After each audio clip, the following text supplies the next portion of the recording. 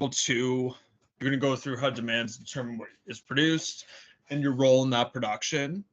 So we'll go through the economic questions. So explain how do societies determine what to produce, how to produce, and who receives the goods and services produced. Describe what the circular flow model is, summarize what a production possibilities curve is, and summarize how economic growth is and production possibilities curve is related. So I recommend watching these videos here, see course calendar for module readings, and then do the discussion. So that's key. So yeah, read through the economic thinking. Resources are scarce because they're not sufficient enough to satisfy all wants. Since wants are limited, but resources are limited, households and firms, society as a whole face trade-offs. So opportunity cost shows, so the opportunity cost of doing anything is what has to be given up by not being able to do the next best foregone alternative.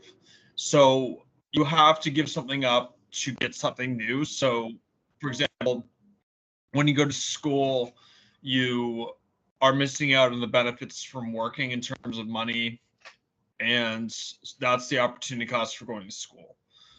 So you have a lot of things to decide. Will the economy be used to build more roads and educate more people, or to fight wars and spend more in healthcare? So that's a choice they have to make. They can really only make a certain amount of choices with the resources that they have. They can't make other choices because they have limited resources. So the circular flow model also shows how, so selling goods and services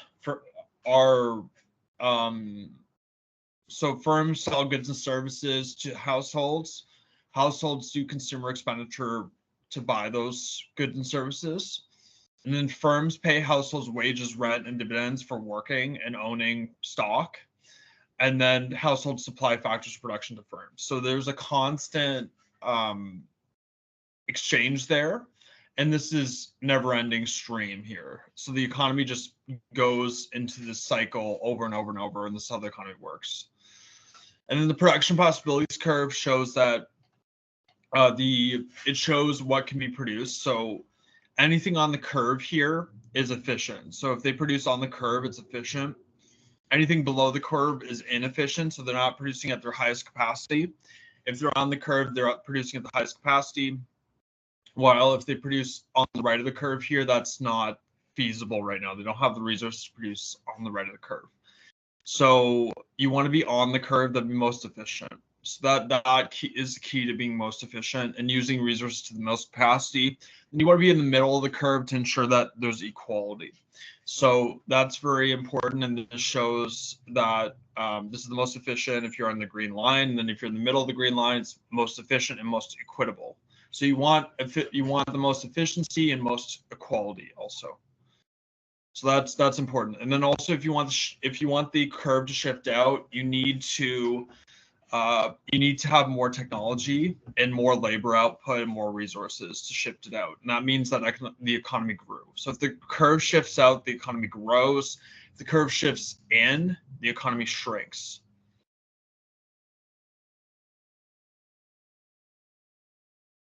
So learning activities, make sure to do the textbook activities. Textbook activities are very important to learning. And then the mind tab activities and textbook are very useful too. So yeah, go through the readings here and do the textbook exercises and then do the discussion board. So yeah, you want to answer these questions in the discussion board and then respond to at least 2 classmates. So I'll read through this. So and there's the due date was